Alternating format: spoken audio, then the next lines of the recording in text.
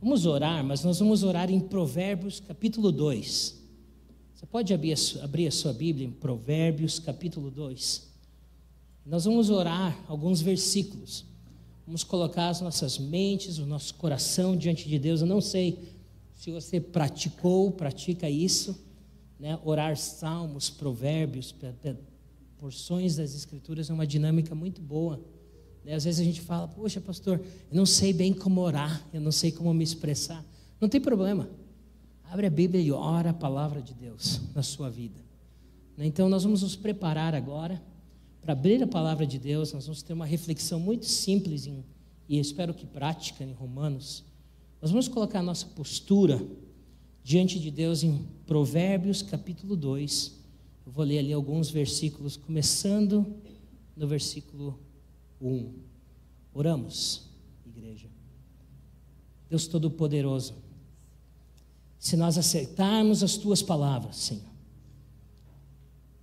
se escondemos contigo os Teus mandamentos, para fazermos o Teu ouvido atento, Senhor, à sabedoria, queremos inclinar o nosso coração ao Seu entendimento. Se nós clamarmos, Senhor, por entendimento, por inteligência, lançamos a nossa voz.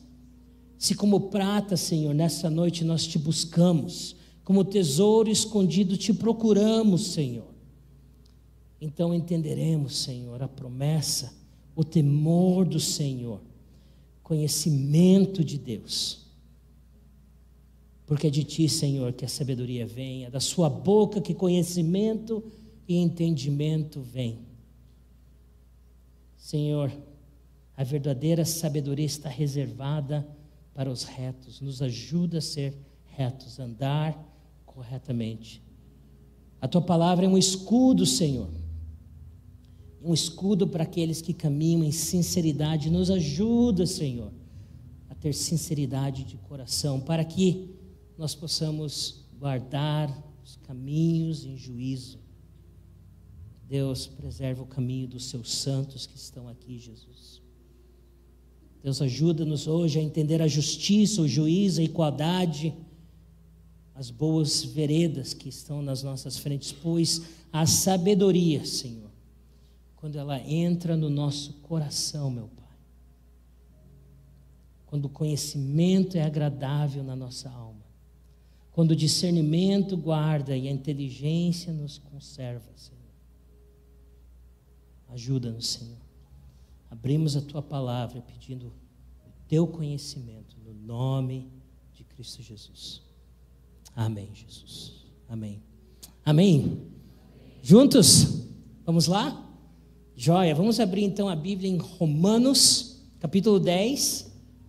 Romanos, capítulo 10, que o Senhor nos use, que Ele fale.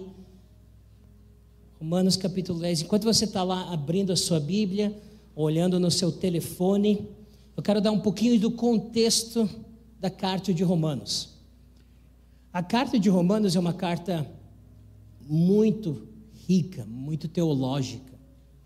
É uma carta às vezes complicada de entender por causa do teor, por causa da maneira como Paulo escreve. Porém, eu vi um comentário de que a carta de Romanos é uma carta mantenedora, uma carta de pedido de apoio, de sustento. Sabia disso? É interessante que na carta de Romano, Paulo faz uma das introduções mais longas de qualquer carta dele. Uma das razões é porque Paulo nunca esteve em Roma. Quando Paulo entra em Roma pela primeira e a única vez na vida dele, ele entra preso e morre em Roma. Ele nunca visitou a igreja de Roma. Ou, melhor dizendo, as igrejas em casas de Roma, certo? Se você olhar capítulo 16 de Romanos, cheio de pessoas que o Paulo fala, olha, abençoa aquela pessoa, dá oi para essa pessoa, para a igreja que se encontra na casa dele, na casa deles, está cheio de igrejas em Roma, e Paulo nunca esteve lá. Então Paulo começa a se apresentar de uma maneira longa, mas Paulo faz um argumento através do livro de Romanos, dizendo, este evangelho, capítulo 1, que é o poder de Deus para a salvação de todos, não somente para quem? Para os judeus ou para os os gregos, é para todos. E através desse tema, através do livro de Romanos, vai até o final, onde ele constantemente está falando este evangelho. Essas boas notícias, elas precisam ir não somente para os judeus, mas para todos. Nós deveríamos estar celebrando, sabe o que agora? Amém, aleluia, glória a Deus, amém, aleluia, glória a Deus. Você sabia disso? Porque tem algum judeu aqui hoje? Tem algum descendente de judeu aqui? Se não há nenhum descendente de judeu, se não fosse a maneira do evangelho chegar em nós, nós estamos condenados. É a carta de Romanos que ajuda a igreja primitiva, que era a maioria judaica, a entender este evangelho tem que ir. Este evangelho tem que chegar aonde ainda não foi. Por isso que eu e você temos acesso, temos relacionamento com Cristo Jesus. Porque pessoas antes de mim e de você foram obedientes ao chamado de ir aonde o evangelho não tinha chegado. É bem interessante porque Paulo, no capítulo 15, no finalzinho, ele fala, a razão que eu escrevi essa carta para vocês é que eu estou indo para a Espanha, porque nessa região que eu estou, o evangelho já foi anunciado. Interessante, né? Olha que interessante. Todos estavam salvos? Não, mas o evangelho foi pregado. E agora que o evangelho foi pregado, pessoas se converteram, as igrejas estão lá, Paulo está falando, eu vou para onde ninguém foi ainda. Então, quando eu passar por vocês, eu quero ir lá. E daí ele fala assim, Romanos capítulo 15, versículo 20, ele diz assim, eu fiz de tudo. A palavra em inglês é, eu tive uma ambição santa, um desejo forte, uma ambição de pregar o evangelho onde Cristo não foi pregado ainda. Esse é o propósito, esse é o coração de Paulo, esse é o chamado do apóstolo Paulo, de pregar o evangelho onde Cristo não foi anunciado ainda. Sabe que nesse tempo de ministério, durante o tempo da Covid, que foi muito difícil para todos nós, não importa que parte do mundo que nós estávamos, eu passei um tempo fazendo uma reflexão de 2 décadas, 20 anos de trabalho entre povos não alcançados. Eu escrevi um livrinho, e vocês, na verdade, receberam, acho que o pastor Oberlan deu uma cópia, mas a gente deu uma arrumada melhor no português, eu escrevi mais um capítulo para concluir melhor. Então tem um presentezinho para vocês ali atrás, se vocês quiserem, que é um livrinho chamado Realidades, sobre os povos não alcançados. Mas a razão que eu estou falando isso é porque naquele período tem uma frase, próximo slide, que eu percebi nessa reflexão. A minha posição, a minha identidade, a minha realidade em Cristo deveria impactar os povos não alcançados. Não só o missionário que vai, quem nós somos em Cristo. A minha realidade nele deveria impactar, deveria mudar a realidade desses povos não alcançados. No capítulo 10 de Romanos, Paulo faz 4 perguntas, que é a mensagem de hoje para nós. Falando de 2 realidades fundamentais sobre os povos não alcançados. Muito simples, mas profundo. Muito simples, mas difícil de praticar. Romanos capítulo 10, versículo 13, 14 e 15. 3 versículos. Diz assim: porque todo aquele que invocar o nome do Senhor será salvo. Amém? Amém? Glória a Deus. Simples, né? Não preciso fazer nada, ganhar, andar, me ajoelhar, correr. Eu preciso proclamar. Todo aquele que proclama que Jesus é Cristo, ele é salvo. Invoca o nome de Jesus, ele será salvo. Daí vem as perguntas. Como, pois, invocarão? Versículo 14. Naquele que não creram. A segunda pergunta, e como crerão naquele de que nunca ouviram falar? Terceira pergunta: e como ouvirão se não há quem pregue? Versículo 15: e como pregarão se não forem enviados? É nessas 4 perguntas que nós vamos entender 2 realidades fundamentais para os povos não alcançados. A primeira realidade deles é que são povos sem o acesso ao Evangelho. Deveria ter um slide aqui atrás de mim. Ó, ficou bonitinho, viu? Ficou legal. Eu quero mostrar algumas estatísticas desses povos não alcançados. Joia. Vamos mostrar alguns números para eles. No próximo slide que a gente tem ali.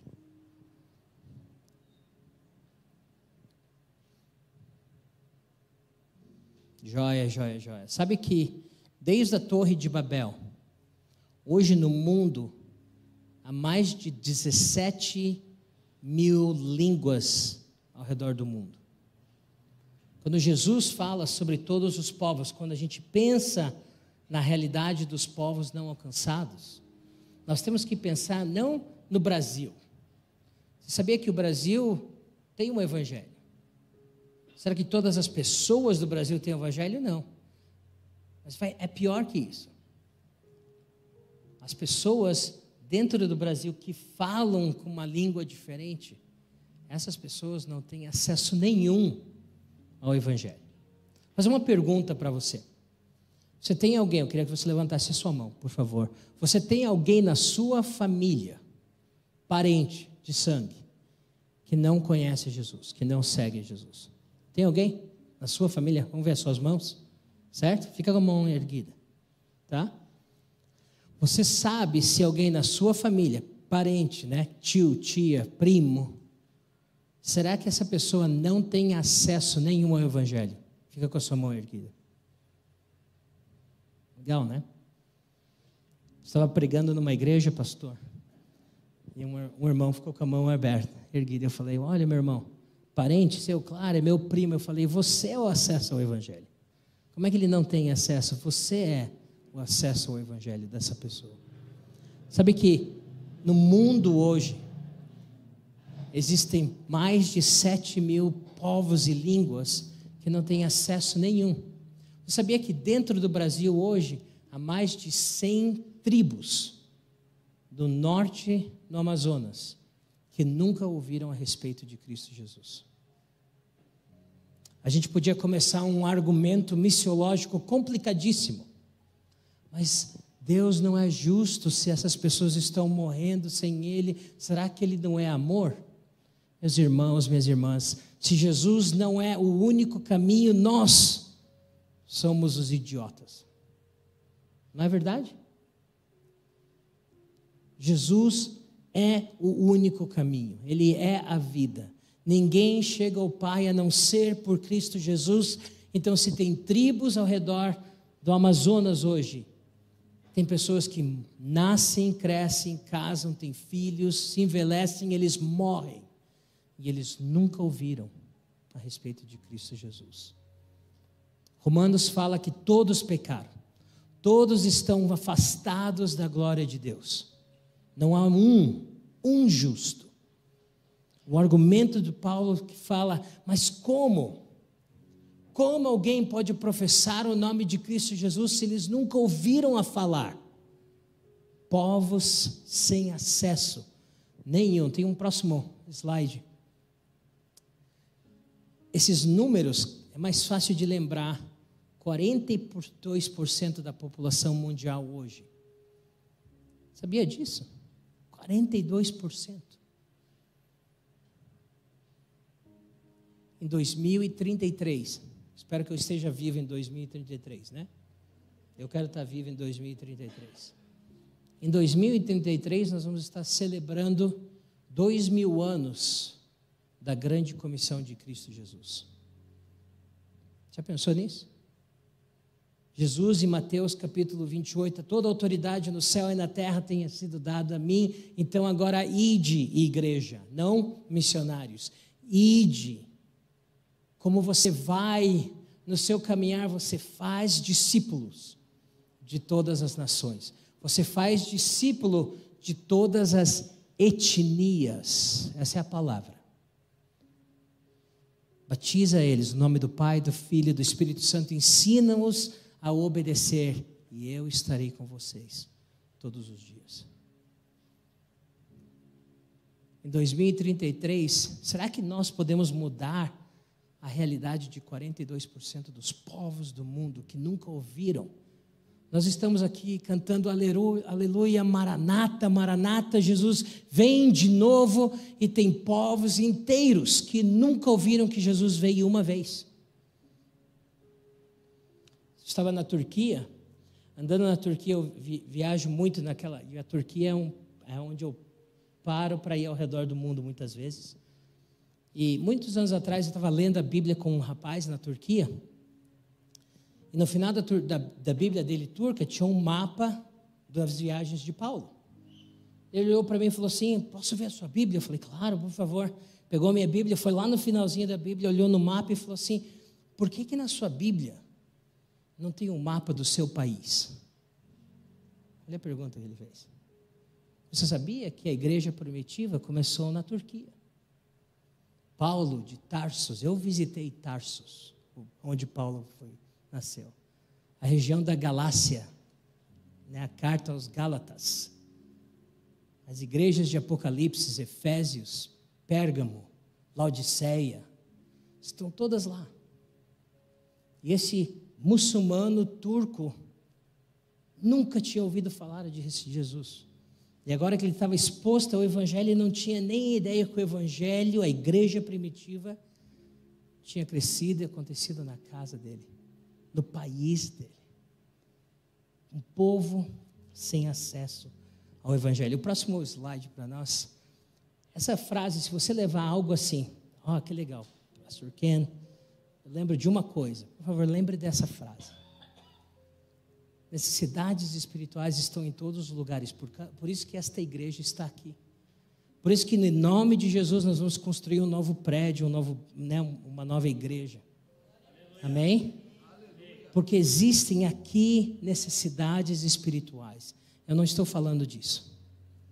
Eu estou falando que povos não alcançados, não é que eles têm necessidades espirituais, eles não têm acesso nenhum. A cidade de Caçador tem acesso. Sabe por quê? Porque você está aqui. Povos não alcançados, a realidade deles de não ter acesso é porque não tem ninguém. Cidades de mais de 150, 200 mil pessoas sem uma igreja, sem um missionário, sem um crente. Algumas das cidades sem a Bíblia traduzida na língua deles, não tem nada. Nada. Nunca ouviram que Deus amou tanto o mundo que mandou o seu Filho Jesus para morrer na cruz para eles. As duas perguntas, elas se concluem dizendo que eles não crerem porque eles nunca ouviram. Como crerão se eles nunca ouviram? Essa é a primeira realidade dos povos não alcançados. A segunda está nos próximos versículos. As próximas duas perguntas diz assim: e como ouvirão se não houver quem pregue? E como pregarão se não forem enviados? Meus irmãos, esta igreja é uma bênção. Mas não é só uma bênção porque nós estamos aqui, mas é uma igreja enviadora, uma igreja plantadora de igreja. Hoje nós oramos, hoje à tarde nós falamos: Deus, que o Senhor multiplique essa igreja, não para que a gente construa um prédio maior, mas que você continue multiplicando, Senhor, essa igreja para que mais pessoas sejam enviadas, para que novas igrejas sejam plantadas. Amém? Na nossa vida, o pastor Oberlan e eu, nós ouvimos de muitas pessoas falar: pastor, Deus me chamou para missões, eu quero servir, eu vou morrer para a glória dele ao redor do mundo. Chamado poderoso. E muitas vezes a gente ouve: eu tenho um chamado, mas a minha igreja não quer me enviar. Interessante. Paulo, eu estou fazendo uma reflexão aqui com vocês. Paulo está falando como eles vão ouvir se alguém não fala, eu quero ir. Eu vou ali no meio desses 42% da população, e olha que eu creio, com o processo correto, com a preparação correta, falando com o pastor Alex, pastora Rovena, você será enviado através dessa igreja, porque é uma igreja enviadora. Em Atos capítulo 13, a liderança da igreja em Antioquia estava orando e o Santo Espírito seleciona Barnabé e Paulo. E a igreja os abençoa e os envia. E eles vão pregando o evangelho ali na região da Galácia, Derbe, Listra, Icônio, tudo isso na Turquia. E eles retornam à igreja para dar prestação de contas. Olha o que Deus fez. Olha quem nós somos. Nós estamos juntos. A segunda realidade fundamental dos povos não alcançados é porque eles são povos desconhecidos. É muito fácil pensar que nós precisamos na vizinhança, vamos numa outra cidade. É muito fácil orar e chorar para aquilo que nós sabemos. Na verdade é uma lógica, né? Você está preocupado por algo que você não conhece? Claro que não. Se eu conhecesse, não era desconhecido, certo? Estou falando, sou meio burrinho, né? A realidade dos povos não alcançados é que nós não conhecemos. Você já ouviu falar de um povo chamado Avar, no Cáucaso? O povo chamado Lezgin, um povo chamado Uyghur, Karakalpak. Não sei. Homens e mulheres criados por Deus, que não têm acesso ao Evangelho. Quando nós não sabemos, para que enviar? Para que ir? Por que eu vou para um lugar que eu nem sabia que existia? Olha só uma realidade, esse slide aqui. Os 42% do mundo hoje, o mundo, para cada 30 missionários que vão para o mundo alcançado, um vai para um mundo não alcançado. Deveria ser o contrário, amém? Não deveria ser o contrário? Nós, como igreja brasileira, nós deveríamos estar enviando 30 para os não alcançados e sim, um para os alcançados. Por quê? Porque necessidades espirituais estão em todos os lugares. Amém? Deus chamou, vamos lá. Mas o foco de completar a comissão de Cristo Jesus está ali, nos 42% da população mundial. Meu desafio para vocês, para nós é: ninguém falou sobre Jesus porque ninguém enviou. Isso precisa doer nos nossos corações, certo? Precisa trazer uma realidade. Lembra daquela frase, acho que está aqui agora? A realidade da minha vida, da sua vida, deveria impactar os povos não alcançados. Quando eu tinha 17 anos de idade, que eu falei, Deus, eu estou aqui, eis-me aqui, eu não sei o que é, mas eu estou aqui. Eu até brinquei um pouco numa frase, que diz assim, foi a primeira vez que eu ouvi que pessoas nunca ouviram. Talvez você nunca ouviu que existiam pessoas no mundo que nunca ouviram. Que pena que você veio para a igreja hoje, porque agora você ouviu. E agora, esse tipo de coisa que você não pode não saber, né? Vamos dessaber, português errado, né? Vamos dessaber, não tem como. Eu oro, com o amor de Deus, que o número 42 queime no seu coração. Para que nós acordamos e pensamos, Deus, obrigado, todos os dias, que a minha realidade em Cristo é que eu te conheço. Que a minha realidade em Cristo foi mudada, que a minha realidade em Cristo não é um paganismo, budismo, que eu conheço a Ti, Senhor. E por causa dessa realidade, Deus, me dá o Teu coração, que chora e se quebranta no meio dos 42% da população, que nunca ouviram a respeito de Ti. Amém? Vamos nos quebrantar dessa maneira, nessa realidade.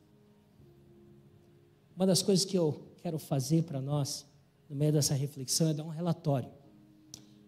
Porque a Crossover Global e essa igreja, nossa igreja, posso falar nossa igreja? Nós estamos caminhando juntos. Uma das imagens mais bonitas para mim de plantação de igreja é uma árvore. Nós plantamos a semente, cresce a árvore dá fruto e novas árvores são plantadas. Então eu quero falar um pouquinho de uns números. Eu queria um pouquinho de celebração, podemos? Um pouquinho frio, né? Vamos mexer assim, ó. Pode ser? Mas ó, só se você sentir que tem que celebrar, tá bom? Você está em casa ali, por favor, celebre também.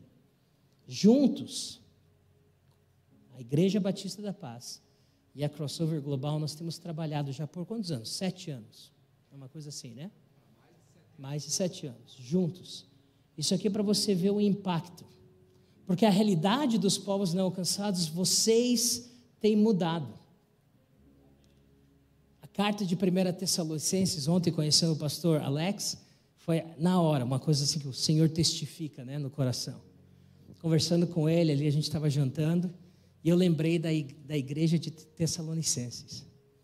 Em 1 Tessalonicenses fala que Paulo está escrevendo e fala, vocês receberam o evangelho no meio de conflito, daí vocês se tornaram imitadores, daí se tornaram o exemplo na região de vocês.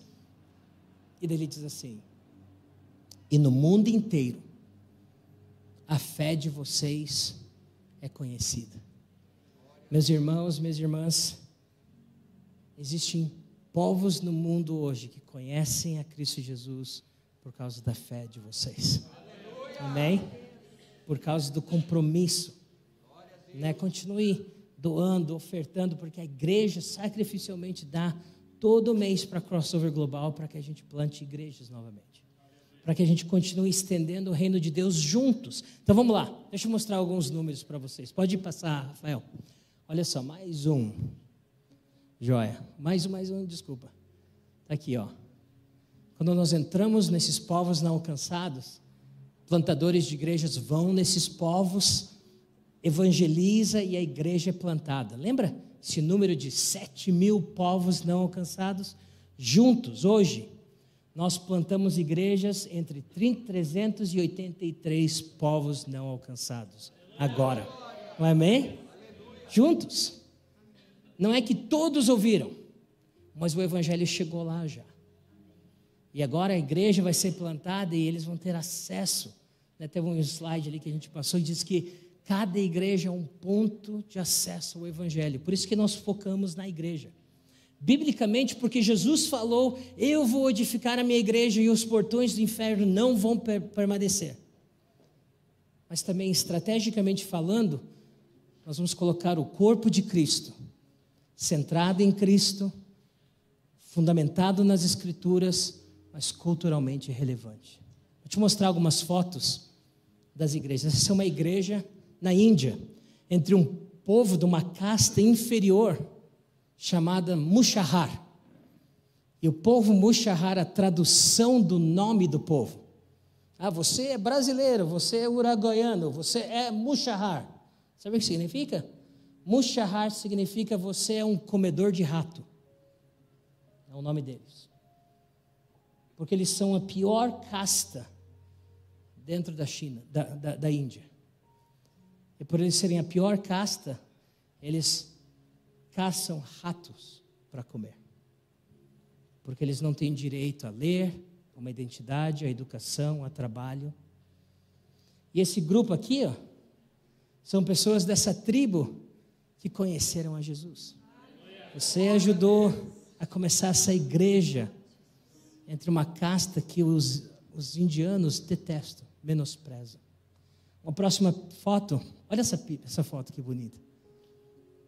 Essa é uma casa, uma igreja caseira entre o povo chamado Karakalpak, na Ásia Central. Muito interessante, eu tirei essa foto, eu estava lá, nós como estávamos cantando, cantávamos desse jeito.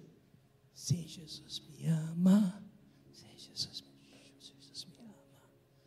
Eu fiquei pensando, puxa, louvorzinho fraquinho, né, pastor? Sabe por que eles cantavam desse jeito? Porque se o vizinho ouvisse que nós tínhamos uma reunião, eles iam chamar a polícia e nós íamos todos para a cadeia.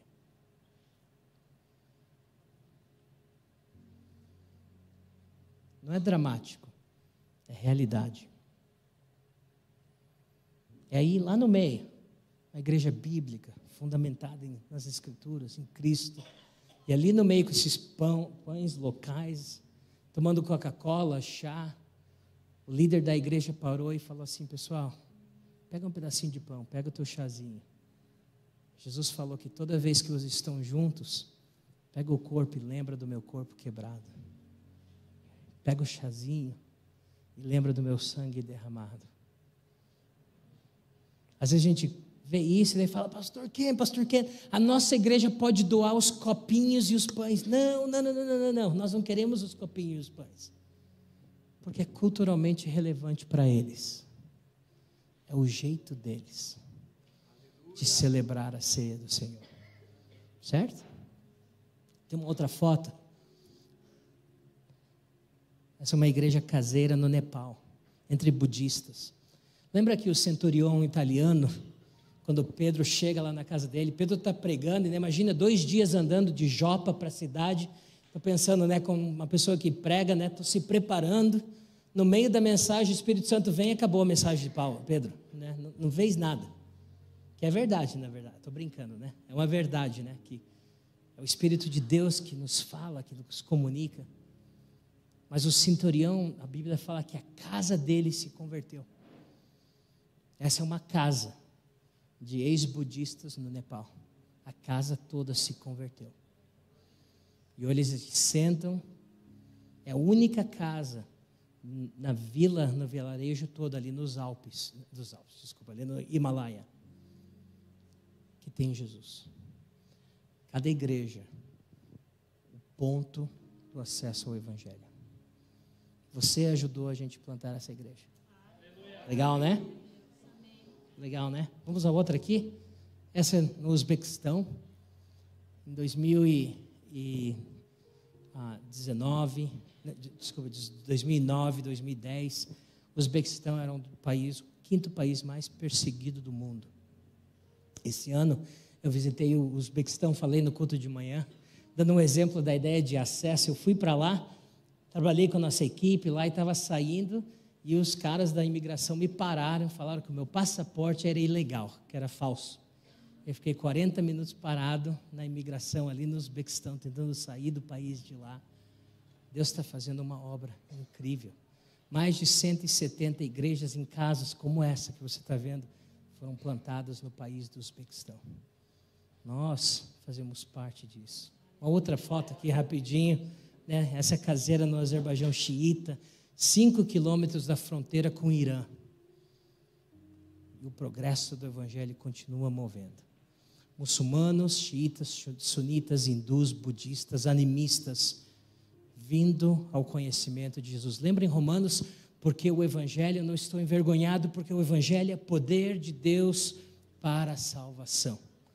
Não só do judeu, mas também do azerbaijano, do cazaco, do Uzbequistão, do Nepali, do brasileiro, da tribo no Brasil. Ele é o poder de Deus para a salvação de todos. Olha só que interessante. Toda fase de trabalho que a gente tem, nós colocamos alvos, né? A nossa equipe, vamos estar juntos, como que nós vamos andar? Vamos plantar uma igreja, vamos plantar 5 igrejas, o que nós vamos fazer juntos? Nós temos orado, nós começamos esse alvo em 2019, falamos 2020, começa-se uma nova fase. Ninguém nos avisou da Covid, mas se o Império Romano não parou a igreja, quem somos nós para estar com medo do Covid, certo? E ali em 2020 nós começamos uma nova caminhada, falando: Deus, nós queremos te honrar e ver 4.000 igrejas plantadas entre povos não alcançados. Pedimos todos os dias: Deus, nos dá o teu favor e abençoa o trabalho das nossas mãos, né? Salmo fala sobre isso. Então vou te dar um relatório rapidinho de onde nós estamos. Este ano, 2024, quase 3.000 pessoas foram batizadas.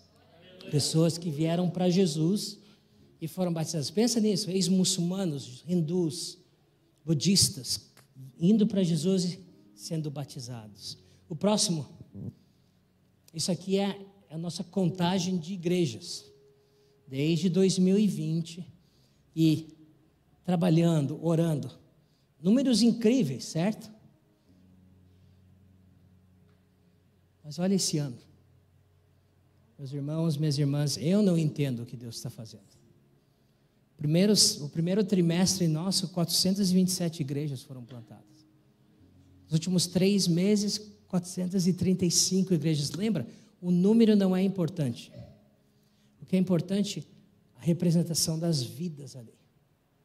O que é importante é que hoje existem 435 novas igrejas que são pontos do acesso ao Evangelho. Mas pensa, né, não é essa igreja aqui, essa aqui é grandona, né? Pensa, talvez, o teu grupo de conexão ao redor do mundo. Isso que nós estamos contando. Vamos ali, o meu tempo está se esgotando. Mais um aqui.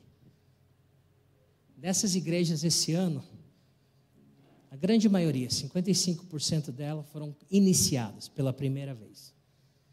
Mas aí, nas igrejas que nós começávamos ano passado, os outros anos, elas estão se multiplicando. 2ª geração, 3ª geração, até 4ª geração de igrejas. Igrejas que plantaram igrejas, que plantaram igrejas, que plantaram igrejas. Glória a Deus, né? Não só a igreja está crescendo, mas como uma árvore, ela está multiplicando. É isso que a gente está fazendo juntos, com nossas mãos juntas, né? Próximo slide. Pensa nisso, que nós juntos estamos plantando igrejas que plantam novas igrejas. Como organização, somos parceiras. Hoje nós temos né? Nós começamos com 2.000 igrejas. Em 2020 falamos, vamos começar 4.000, então o alvo são 6.000 igrejas no total. E hoje o nosso número é 4.764 igrejas plantadas. Aleluia, né? Amém. Essas são igrejas que você nos ajudou.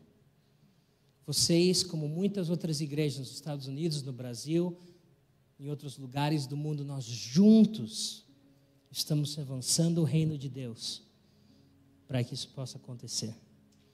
Diz assim, no último versículo da nossa reflexão, o versículo 15 diz assim: quão formosos são os pés daqueles que anunciam a paz, as boas novas de Cristo Jesus. A Igreja Batista da Paz é uma igreja com membros que tem pés formosos, que anunciam. Eu quero desafiar você a anunciar o Evangelho aqui, enquanto nós fazemos parcerias para anunciar o Evangelho lá.